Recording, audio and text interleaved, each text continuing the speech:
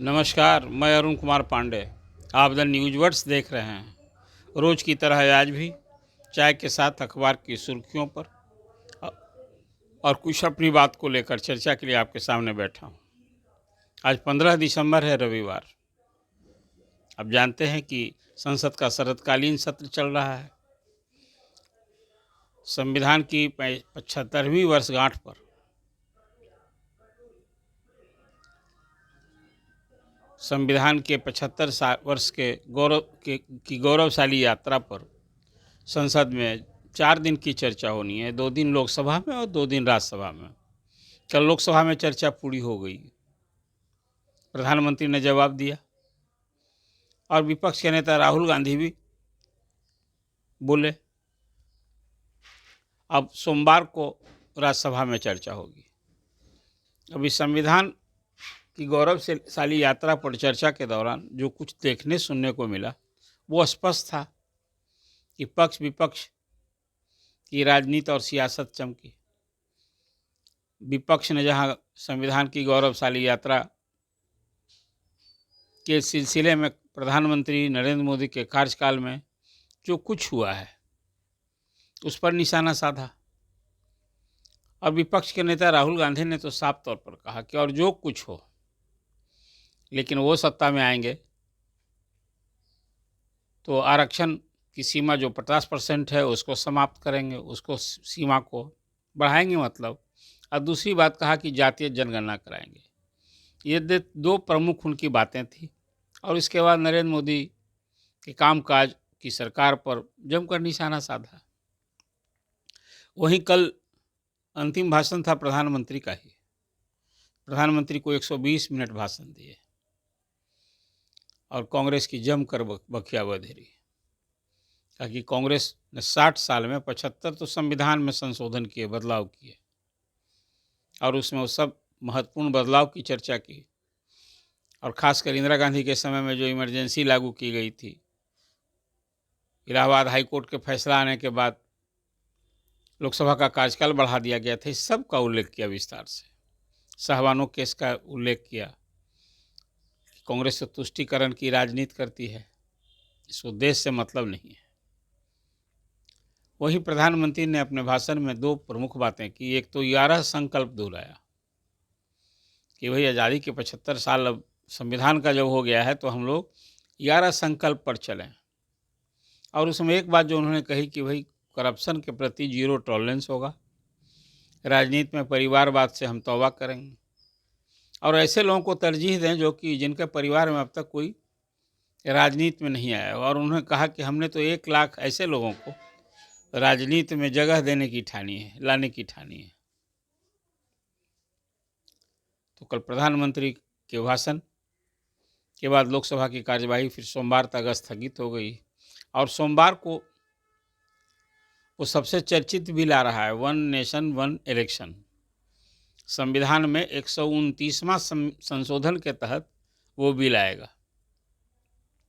और आप सभी जानते हैं कि पूर्व राष्ट्रपति रामनाथ कोविंद की अध्यक्षता में कमेटी बनी थी, और कमेटी ने रिपोर्ट दी है कि लोकसभा और विधानसभा के चुनाव साथ कराए जा सकते हैं। उसके लिए कैसे कराया जाए सब कुछ उल्लेख किया है उस रिपोर्ट में। फिर उसके 100 दिन के बाद स्थानीय निकायों के चुनाव हों, और इसका एक ब्लूप्रिंट दिया है। उस रिपोर्ट को केंद्र सरकार ने स्वीकार कर लिया और कैबिनेट ने उसी के आलोक में एक बिल ला करके और अब संसद में लाने की ठानी है। और अब बिल जो है, जो सरकार की रणनीति है कि इस बिल को दोनों सदनों की ज्वाइंट पार्लियामेंट्री कमेटी होती है जेपीसी, उसको हवाले कर दिया जाएगा, ताकि इस पर सभी दलों की आम सहमति के आधार पर एक बिल आवे और उस दिशा में फिर आगे बढ़ा जाए। अब ये इसके साथ अखबार की कुछ और प्रमुख सुर्खियां हैं, उसकी भी चर्चा। एक तो हरियाणा में महिला आयोग की उपाध्यक्ष सोनिया अग्रवाल कल 1 लाख घूस लेते पकड़ी गई हैं। ये भी अखबार की सुर्खियां हैं। फिर देखिए, अब जम्मू कश्मीर तो चुनाव हो गया है। मुझे लगता है कि इसी सत्र में अब जम्मू कश्मीर को पूर्ण राज्य का दर्जा देने वाला भी बिल आने जा रहा है। और कई बिल आएंगे। इस संबंध में उल्लेख किया गया है, अखबार की आज भी सुर्खियाँ हैं। फिर 2025 में पहले भी मैंने आपसे चर्चा की थी कि जो 2011 के बाद जनगणना नहीं हुई तो जनगणना होगी। इसके लिए पूरी तैयारी केंद्र सरकार कर चुकी है। तो हर 10 साल पर आर्थिक जनगणना होती है, वो कराई जाएगी। अभी ये विषय अभी भी नहीं है कि जातीय जनगणना होगी, जातीय गणना होगी कि नहीं होगी। जातीय सर्वेक्षण और गणना को तो बीजेपी और खासकर प्रधानमंत्री कह रहे हैं कि जो जात में लोगों को बांटने के लिए, समाज को बांटने वाला ये होगा। लेकिन अब कांग्रेस तो खासकर सभी विपक्षी दल, क्या सपा क्या राजद, इसको तो एक सियासी मुद्दा बना दिया। और मुझे लगता है कि आगे की जो राजनीति होगी ना, उसमें ये जातीय सर्वेक्षण और आरक्षण की सीमा 50% बढ़ाने की ये मांग जो है ना, विपक्ष इसको एक खास मुद्दा बनाएगा। ये तो रही कुछ राष्ट्रीय स्तर की खबरें थी। अब कुछ बिहार की भी आपको चर्चा कर दें। आप सब जानते हैं कि बिहार में कल विनय कुमार नए डीजीपी के रूप में उन्होंने कार्यभार संभाल लिया है। और हर डीजीपी आते हैं तो कुछ अपनी प्रायोरिटी गिनाते हैं। तो उन्होंने कल अधिकारियों को संबोधित किया और जो 1400 थाना है बिहार में, उसको एक प्रमुख निर्देश दिया है कि आप अपने क्षेत्र में कम से कम एक केस, चाहे वो शराब माफिया हो, बालू माफिया हो, शिक्षा माफिया हो, परीक्षा माफिया हो, या रंगदारी करके जो पैसा वसूलने वाले, ऐसे अवैध कमाई करने वाले हैं, ऐसे लोगों की लिस्ट बनावें कम से कम एक की, और उसकी संपत्ति जो अवैध कमाई हुई है उसको जब्त करने की कार्रवाई करनी है।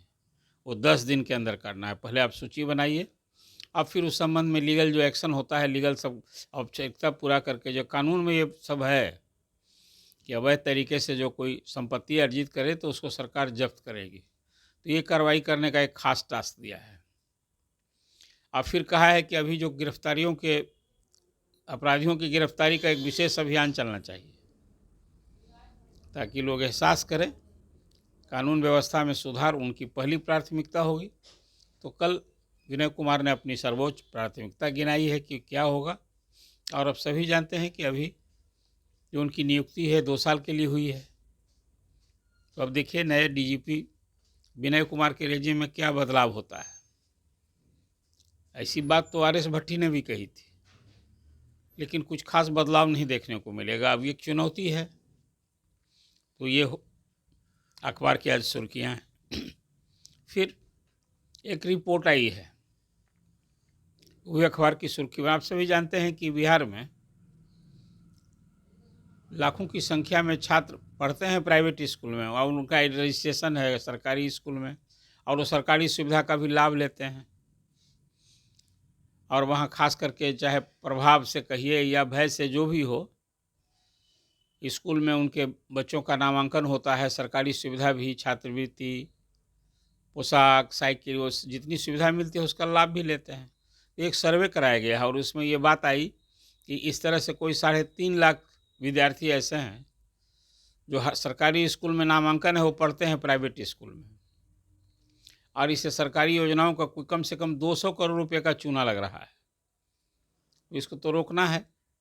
ये सचमुच एक परिपाटी बनी हुई है कि अभिभावक, सरकारी स्कूल में पढ़ाई नहीं अच्छी होती है, ये एक आम धारणा बनी हुई है, तो प्राइवेट स्कूल में पढ़वाते हैं। और सरकारी स्कूल में नामांकन इसलिए कराते हैं, जब बिहार स्कूल एग्जामिनेशन बोर्ड में परीक्षा देनी है तो 9वां में ही रजिस्ट्रेशन होता है। तो सब लोग रजिस्ट्रेशन कराते हैं और फिर अलग से तैयारी होती है और परीक्षा देते हैं लोग। अब परीक्षा देते हैं तो उसमें जो कोई अच्छा अंक आता है, वो तो आजकल प्रोत्साहन में फर्स्ट डिवीज़न वाले को 10,000, इंटर में 25,000, बीए में 1 लाख रुपया, इस तरह ना सरकार दे रही है प्रोत्साहन के लिए, अच्छी पढ़ाई के लिए। तो इसको अब चेक करना है। और एक सरकार अलग है कि सभी बच्चों का, पहले तो आंगनबाड़ी केंद्रों में जितने बच्चे पढ़ते हैं उनका आधार कार्ड बनना है, और प्राइवेट स्कूल और सरकारी स्कूल में जो बच्चे पढ़ रहे हैं सभी का अपार कट के वो आधार कार्ड ही जैसा है, जिसमें गार्जियन का भी सिग्नेचर रहेगा। वो सरकार एक इस तरह का अभिलेख तैयार करवा रही है, ताकि ये डबल नामांकन के कारण जो सरकार की योजनाओं का लाभ ले रहे हैं वहाँ पढ़ नहीं रहे हैं। अब मुझे लगता है कि इस पर यदि सचमुच में परफेक्ट रिपोर्ट सरकार के पास हो तो कई सारे चेंज होंगे। वही सारे स्कूल हैं जहाँ की वास्तविक रूप में छात्र पढ़ने वाले कम हैं और वहाँ नामांकन दिखाया जा रहा है। इसके कारण शिक्षकों के पद अधिक हैं। तो ये सब एक दिन जब ये सब कुछ का लेखा जोखा होगा सही सही, तो बहुत सारे स्कूल में तस्वीर भी बदली। क्लासरूम आज तो है कि 80,000 क्लासरूम कम हैं अभी। तो देखिए ये जो एक नई बात आई है, अब मिड डे मील में वही होता है। वो तो सच पूछिए एकदम भ्रष्टाचार की एक संस्था बनियाम शिकायत है कि मिड डे मील जहाँ हो रहा है तो हर महीने कुछ लोकल अधिकारियों को, वहाँ वार्ड वाले को, सबको पैसा देना पड़ता है और उसमें बंदरवाट भी होता है। और लड़के जहाँ 200 के नाम से भोजन बनता है, वास्तविक संख्या 150 रहती है। इस तरह की भी शिकायत होती है। तो ये सब चेक हो रहा है। लेकिन कल जो ये रिपोर्ट आई है कि 3.5 लाख ऐसे बच्चे हैं जो पढ़ते हैं प्राइवेट स्कूल में और उनका नामांकन हाई स्कूल में भी, माने सरकारी स्कूल में भी उसका लाभ ले रहे हैं। तो अभी देखिए आगे क्या फिर सरकार इसमें चेक करेगी। एक ये खबर है आपके लिए। अब एक आज अब चुनाव नज़दीक हो रहा है विधानसभा का, जैसे जैसे नवंबर में चुनाव होगा 2025 में, तो अभी से खासकर राजद तो अब बिल्कुल पूरे अभियान में जुट गया है। आज ही राजद की ओर से तेजस्वी यादव ने एक बड़ा वायदा किया है कि बिहार में वो जो सत्ता में आएंगे तो माई बहिन मान योजना शुरू करेंगे और उसमें सबको मासिक 2500 रुपये हम देंगे। एक बड़ी घोषणा है, बड़ा वायदा है। इसके पहले 200 यूनिट फ्री बिजली देने का वायदा किया गया है राजद की ओर से। अब वृद्धावस्था पेंशन जो अभी 400 मिल रहा है उसको 1500 रुपये महीने करने का वादा है। तो देखिए अब रेवड़ियाँ बांटने का अब अभियान शुरू हो गया है। अब तो अब नीतीश कुमार की बारी है, नीतीश कुमार क्या करते हैं। उधर प्रशांत किशोर भी एक नए पार्टनर आ चुके हैं बिहार के चुनावी जंग में, जो सभी 243 सीट पर अकेले चुनाव लड़ने की ठानी है। कुल मिला जुला कर अब चुनाव नज़दीक काटते देख अब सभी दल की ओर से इस तरह से वायदे परोसने शुरू हो गए हैं। तो देखिए जनता को साधने के लिए सब कुछ हो रहा है। अब किस रूप में जनता किन लोक लुभावन योजनाओं से किसके तरफ अट्रैक्ट होती है, अब ये देखना बड़ा दिलचस्प होगा। अभी नीतीश कुमार भी जब वो जिलों में जाएंगे महिला संवाद कार्यक्रम में, तो निश्चित रूप से पहले भी मैंने आपसे कहा है कि नीतीश कुमार भी कुछ महिलाओं के लिए खास योजना परोसेंगे ही। आखिर आधी आबादी को तो उन्हें भी साधना है ना। और फिर 11वीं बार जब सीएम बनना है तो कुछ ना कुछ तो नई बात लेकर जानी ही होगी कि अब इस बार यदि सत्ता मिली तो वो क्या कुछ करेंगे। तो ये एक आज अखबार की सुर्खियां बनी है। एक खबर और है जो आपके लिए, हम सब के लिए खास है। अभी डायबिटीज़ की जो बीमारी है ना, ये से तो इतना व्यापक हो गया है कि चिंता का विषय हो गया है। कि देश में 20 करोड़ लोग डायबिटीज़ पेशेंट हैं। स्वास्थ्य मंत्री मंगल पांडे ने कल एक किसी डायबिटीज़ पर एक किताब का लोकार्पण करते हुए एक खास बात कही। कहा कि हर जो डायबिटीज़ के लोग हैं या जो हो गया है सो और फिर न हो, इसलिए कम से कम 45 मिनट में उनको वॉक करना चाहिए। एक बड़ी दवा है। ये मैं नहीं कह रहा हूँ, बिहार के स्वास्थ्य मंत्री मंगल पांडे ने कहा कि खुद इसको हमने अप्लाई किया है और डायबिटीज़ से हमने मुक्ति पा ली। तो इस सबों के लिए है, चिकित्सीय परामर्श के रूप में ये बात बता रहे थे। एक विशेष डॉक्टर की किताब के आधार पर भी बात कही उन्होंने। और ये बात भी ठीक है।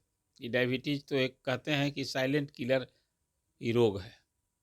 इससे बहुत सारी, खासकर किडनी पहले इफेक्ट होता है। तो हम सबको भी अपने खान पान में खासकर कि चीनी, आलू और चावल, इसको डॉक्टर मना ही करते हैं। और फिर मॉर्निंग वॉक तो सबके लिए ज़रूरी है। ये तो हार्ट पेशेंट के लिए भी और हार्ट का पेशेंट नहीं बनी है इसके लिए भी। तो शारीरिक श्रम खास करके सवेरे मॉर्निंग वॉक कम से कम 45 मिनट जरूर करें हम। आप तो बहुत सारे प्रॉब्लम से, पेट से संबंधित बीमारी, गैस से संबंधित बीमारी दूर हो सकती है। ये चिकित्सीय परामर्श आज अखबार की भी सुर्खियाँ एक बनी हुई हैं। इसका उल्लेख करना भी मुझे लगा मुनासिब था, तो आपको आज ये चर्चा कैसी लगी अपना कमेंट कीजिए। अदर न्यूज़ वर्स को सब्सक्राइब कीजिए। धन्यवाद।